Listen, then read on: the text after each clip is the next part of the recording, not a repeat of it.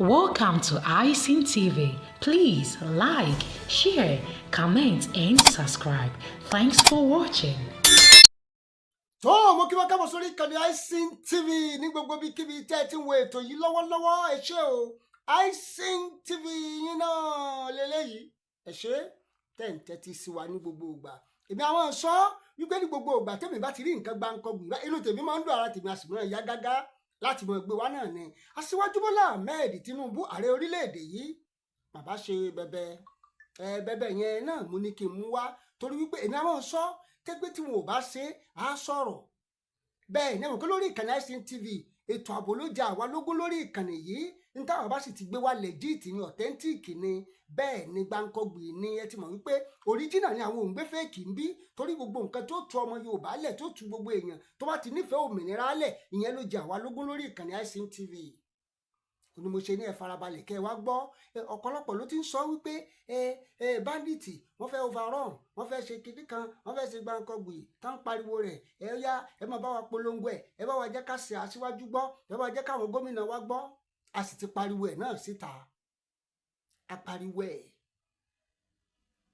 Aṣíwájú Bọ́lá Ahmed Tinubu ti wá jáde tán ọmọ olódò dẹ wọ́n wá jáde tán pé tó ẹni bá mojú ògún ó ló yẹ kó pa obìnrin rè bẹ́ẹ̀ ni ẹni mojú ògún ní ó yẹ kó máa pobìnrin rè tó ṣe bí òwe àwọn àgbà náà ni wọ́n sì lọ́mọdé gbọ́n àgbà gbọ́n òun la fi dálé Ifẹ̀ wọ́n sì ní ìsínwó ìkòròwò ohun abádìjọ ògúngún nígún òwe Yorùbá ni kì í sọfọ̀ rárá ìyẹn ló wá dífá fún olóyè Sunday ọmọ Adéyẹmọ Ìgbòho Ṣàwó baba dámì akọni Oòduà mọ́jàsọ́lá mọ́jàsípò kò bẹ́ẹ̀ nìkan kan jà sípò ṣùgbọ́n ẹni Ọlọ́run bá ti dá bẹ́ẹ̀ ni Ọlọ́run dá wọn náà nù ẹni Ọlọ́run bá dá Ọlọ́run dá náà nù ó ní bàbá Tinubu wá wò wípé ká ló mojú ògún tó lè pobìnrin rè ìyẹn Sunday ọmọ Adéyẹmọ ni ṣé bí nǹkan tó ń jà fún ni wípé ó fẹ́ kí àlàáfíà kó jọba nílẹ̀ Yorùbá ó fẹ́ kí Fúlàní kó máa kó ìran rẹ̀ lẹ́rú mọ́ ọ̀dà náà ìwọ náà ni ó wà mójútó iṣẹ́ yìí bàbá Tinubu wá gbé iṣẹ́ ilé olóyè Sunday ọmọ Adéyẹmọ lọ́wọ́ jẹ́ kẹ́ ẹ farabalẹ̀ kẹ́ ẹ kọ́kọ́ wo fídíò yìí náà kẹ́ ẹ wo fídíò yìí náà torí mo fẹ́ sọ nǹkan kan ṣùgbọ́n kó bẹ̀rẹ̀ pé èmi nìkan ọ̀rọ̀ mi ni mò ń sọ̀rọ̀ jù ẹ já kọ́kọ́ wo fídíò yìí náà tá bá wo fídíò yìí tán màá wá sọ nǹkan tí mo fẹ́ sọ ẹ ṣé ẹ bá like fídíò ẹ bá ń share ẹ bá ń subscribe sórí ìkànnì yìí. wọn yóò ṣe kàkàrà kí lẹsẹ mi ṣé mo ṣe síta tó ṣé mo ní kí Yorùbá wọn rìn ní ta ni mo pa mo náà yẹ Fúlàní tẹ́rọ̀ ṣe mọ́ pa wá mọ́ ẹ kó lórí ilẹ̀ wa wọ́n Buhari tó jẹ́ president tó bá ti lè ṣe déédéé ẹ pín Nàìjíríà ó tí mo sọ nìyẹn kò tí pọ̀jọ́ tí mo lè sọ lọ ẹ̀tọ́ wa ni mo fi wọ́n wá nípa wọ́n pa àdùgán wọ́n pa àbúrábàtà ìyá mi kúlé lórí wọ́n pa àwọn kẹ́lẹ́kù lórí ìrìn àjò yẹn gbogbo tá a lè ṣe láṣẹ ààrẹ òmìnira wọn ò fi mílẹ̀ ìkẹ́rẹ́ ń bàjẹ́ lọ ó dẹ̀ bí mọ́lẹ̀ bá mi rántí ìyá àdùgán alọ́ bá mi rántí ìyàwó àbúrábàtà àtàwọn ọmọ rẹ̀ alọ́ rántí fámìlì ìyá mi kò sí ó ti wà lọ́rùn mi nìkan okay now àwọn bàbá kan wá dìde pé ẹ̀sùn lọ́dọ̀ bàbá Tinubu yẹn jálọ pàṣọ ọmọ yìí lọ́rùn lẹ̀ kó lè mọ padà sí bó ti ń ṣe nǹkan rẹ̀ wẹ́rẹ́wẹ́rẹ́ ẹ tó bá ní kí mọ́tẹ̀lẹ́ Tinubu tàbí yóò sọ̀kò tọmọtọmọ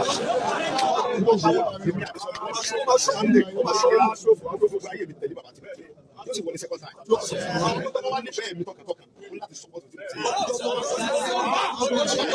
báyìí wá ní pé onítọ̀rọ̀ bí ẹgbẹ́ Sunday síbẹ̀ ni bàbá mi àwọn bàbá olúmọ wá ní Sunday mọ́ ní sà security ló bẹ̀rẹ̀ mo ní bẹ́ẹ̀ ni ó lè rí àwọn ọmọ bíi 50,000 mo ní bàbá mi máa rí ìlú ẹ̀ lọ kí ẹ̀dẹ̀ lè fẹ́sẹ̀ àwọn terrorists tó ń disturb wálé bàbá ní àwa sọ fún president pé ẹgbẹ́ security wọn mọ̀ ó fẹ́sẹ̀ àwọn terrorists ẹ̀ àti Kwara ni ó àtẹniwé ẹ̀ ní ẹ̀ lè wọ́ bẹ̀ mo ní bàbá mi á sì jù ẹ̀ lọ ọlọ́dẹ fàṣẹ sí àwọn bàbá yẹn bá bàbá Tinubu sọ bàbá ní terrorist ni àdìgẹ́ fèsì pẹ̀lú bàbá terrorist náà làá fèsì òsì lọ́dún pẹ̀lú àwọn Fúlàní tẹ́bàtì dáadáa àbí Haúsá tí ń ṣe tiẹ̀ jẹ́jẹ́ àdéwàlá pẹ̀lú wọn ṣùgbọ́n àwọn terrorist wọ́n ń wọnú ilẹ̀ wa pé káwọn bàbá wọn mọ̀ lòlù kọ́ mọ̀ lòlù àwọn yẹn ni àfẹ́mọ́ wọn ní kò sí tó fi sèyàn lọ àríjà àwọn yẹn rẹ lọkọ̀wé wa ẹ bá ń pàtẹ́ òkè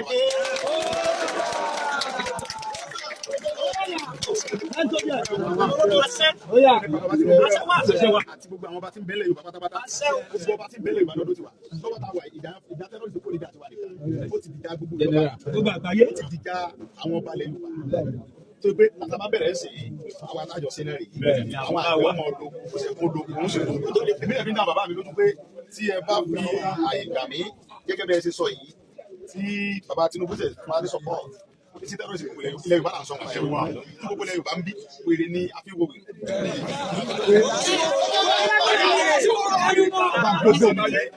so gbogbo ẹnikẹ́ni tí wọ́n máa ń kóra wọn jọ lọ́tún lọ́sì lórí bàbá Bọ́lá Ahmed Tinubu wọ́n pa wọn rẹ̀ wọ́n kóra wọn jọ lódì Ọlọ́run bá tó rí mi tó níwá gbogbo aláfẹnú wa kọ nípa bàbá yìí bàbá Tinubu pété àmọ̀ pẹ́ni Ọlọ́run yẹn dáadáa ẹni ire ni ọ̀yẹ́ kọ́ sọ pé òun dárí jìbì torí mo kú. padà ẹ ti bọ́ nǹkan tó lé Sunday ọmọ Adéyẹmọ sọ ṣé rí èmi a máa sọ wípé nínà ní àwọn tá à ń jẹ́ Yorùbá ó dẹ̀ pa àmọ́ nǹkan tá à ń fẹ́ bẹ́ẹ̀ ni èmi a máa sọ gbogbo ìgbà pé ó dẹ̀ pé àmọ́ nǹkan tá à ń fẹ́ torí tá a bá mọ nǹkan tá à ń fẹ́ ni a mọ̀ wípé àkókò ayọ̀ wa ti dé oríire wa leléyìí torí kí àlàáfíà kó jọba ẹ jẹ́ ń kà á jẹ́ sáré tẹ̀ sójú ẹ̀nà kẹ́ ẹ lè bá a mọ̀ iṣẹ́ tí olóyè ọmọ Adéyẹmọ fẹ́ ṣe security outfit tí olóyè ọmọ Adéyẹmọ gbé lọ́wọ́ Tiger Tail ó máa ṣiṣẹ́ láti Kogi ẹ máa gbọ́ o Kogi Kwara Ògùn Ọ̀ṣun Ọ̀yọ́ Oǹdó Èkìtì Edo to Delta gbogbo ibikíbi tí ilẹ̀ Yorùbá wà pátápátá ni èmi ẹ̀sìn máa ń sọ lọ́pọ̀lọpọ̀ ọgbà wípé àwa Yorùbá kí ni nǹkan tá a fẹ́ gan àwa là ń pariwo pé ètò ààbò wọ́n ń pa wá wọ́n ń jáwọn èèyàn gbé ẹ mọ iye ìgbà tí mo ti pariwo ẹ̀ lórí ètò yìí ẹ̀yin náà mọ̀ pé mi ò ń gbé fẹ́ẹ̀kì authentic ní gbogbo nǹkan tí mo bá gbé ẹ mọ iye ìgbà tí mo ti pariwo ẹ̀ lórí ètò tí mo sọ wípé bàbá Tinubu ẹ̀yin gómìnà wa ẹ wá nǹkan ṣe sí i wọ́n ń jiyàn gbé lẹ́kìtì wọ́n ń jiyàn gbé lóńdó wọ́n ń jiyàn gbé ní Kwara wọ́n ń jiyàn gbé ní Ọ̀yọ́ olóyè ọmọ Adéyẹmọ tó wá jáde ẹ̀yin kan tó wá jáde tán èmi ò ṣépè o ṣùgbọ́n ilé tí ọmọ Adéyẹmọ sọ yẹn kárọ̀ ó rọ̀ mọ́ mi ì ṣépè rárá bẹ́ẹ̀ ni ṣùgbọ́n ilé tí olóyè ọmọ Adéyẹmọ sọ mọ́jà sọlá mọ́jà sípò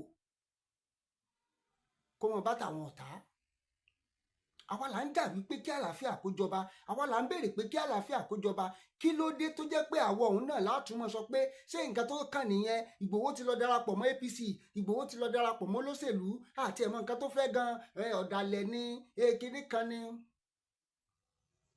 lẹ́nu ọmọ Yorùbá tí wọ́n ń pè Ìgbòho lọ́dàlẹ̀ òun gangan ni ọ̀dàlẹ̀ ọ̀bàyéjẹ́ aláìnílàákàyè torí wípé ètò ààbò kò sí èmi tí máa ń sọ tipẹ́tipẹ́ mo ní ìlú tí ètò ààbò bá ti jẹ wọ́n níyà ibi tí ètò ààbò tẹ́ pé the security they do not take the security so important there is no way they will not suffer economy ibẹ̀ yẹn ò ní lọ bó ṣe yẹ kó lọ ọrọ̀ ajé wọn ò ní lọ bó ṣe yẹ kó lọ gbogbo nǹkan tá ń ṣe ò ní lọ bó ṣe yẹ kó lọ a máa fẹ́ lọ ilé ìjọsìn ẹ̀rù máa bá yàn wọn ò fẹ́ mọ̀ bóyá mùsùlùmí ní àbí kìrìsìtẹ́nì ni ẹ́ ó fẹ́ lọ sóko ẹ̀rù máa bá yàn nígbà táwọn tó ń lọ sóko ò bá pọ̀ mọ́ ìwọ̀nba nǹkan tí wọ́n bá tún harvest owó ẹ̀ máa wọ́n ìdí tí scarcity of food tó fi ń gbalẹ̀ nìyẹn àwọn tí sì ń ṣe nǹkan yìí mọ rísì tán ṣe ń ṣe torí mọ̀ wípé táwọn bá lè yín kúrò lóko àwọn olóko tí wọ́n wá ẹ sì gbọ́dọ̀ rà torí oúnjẹ la pè náà ìdí tí wọ́n ṣe ń tà láti gba gbogbo charity wa nìyẹn ìdí tí wọ́n ṣe ń tà láti àwọn nǹkan tó ń ṣe nìyẹn tá a bá rọmọ Yorùbá tó bá ń pe Sunday Igboho lọ́dàlẹ̀ irú ẹni bẹ́ẹ̀ ò ní làákàyè rárá àwọn aráabí lè pé Sunday Igboho lọ́dàlẹ̀ nítorí pé bí ìrònú tí wọ́n ṣe rí nìyẹn báwọn ṣe máa ń ronú nìyẹn bí wọ́n ṣe máa ń ronú nìyẹn mo ti sọ several times wípé ojúkú gan nígbà tí ó lè tán ó sá lọ sí Côte-d'Ivoire ó sá lọ sí Ghana òun gangan tó dá alẹ̀ tó dá pé òun gan tó dá Biafra alẹ̀ mọ̀jàmọ̀sá lèèyàn máa akíkanjú tó bá mọ̀jà tí ò bá mọ̀ sá irú wọn máa ń bógun lọ ni àkókò tẹ gbogbo àfọwọ́sowọ́pọ̀ ká fọwọ́sowọ́pọ̀ fún pẹ̀lú olóyè ọmọ Adéyẹmọ lélẹ̀ àkókò yẹn lélẹ̀ this is the time to work hand in hand mo ti sọ several times mo ní ẹ lọ kọ sílẹ̀ they will still free Nnamdi Kanu yes they will free Nnamdi Kanu but on one condition and the condition is that he will work for the presidency tí ò bá dẹ̀ ti lè ṣe then he will remain there And a lot of people are saying, no, he should not come out. He should not. Are you his family? Chayini family any?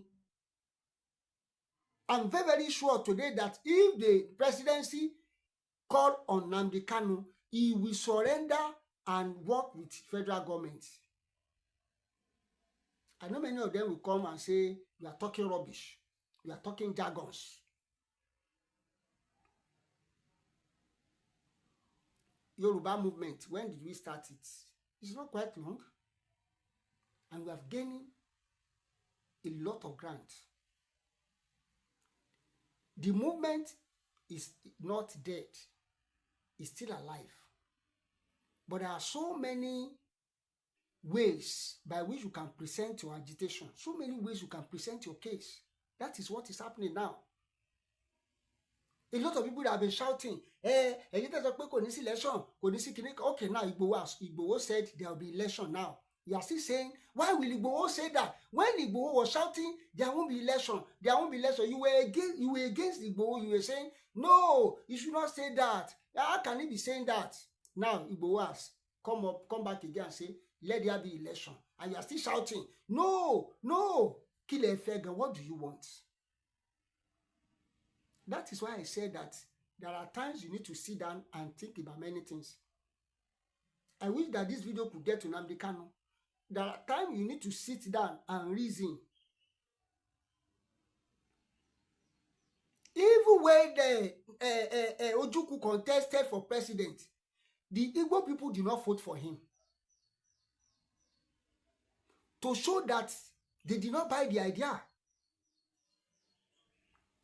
When he contested for the president, the people did not vote for him. What we are saying is that let there be peace. If this video can get to Nnamdi Kanu, send it to him. He should reconsider some things for a moment. For a moment. There's one thing I always remember, what Kensarowu has said. He said you can only kill the messenger. You can't kill the message. The message is there that you want Biafra. The message is there that we want Oduduwa nation. And soldier go, soldier come, barrack remain. That is the issue of agitation. That is the issue of agitation.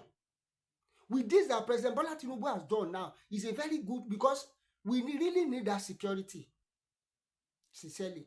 And I wish that Sunday Igboho should work with Gani Adams. The OPC, the Agbekoya, then the what's it this Amotekun, they should all work together. The Agbekoya, the OPC, the Amotekun, they should all work with Sunday Igboho so that we can achieve what we want. The issue of security is a business of everybody. It's business of everybody. Sincerely, it's business of everybody. This is a good commendation from President Bola Ahmed Tinubu.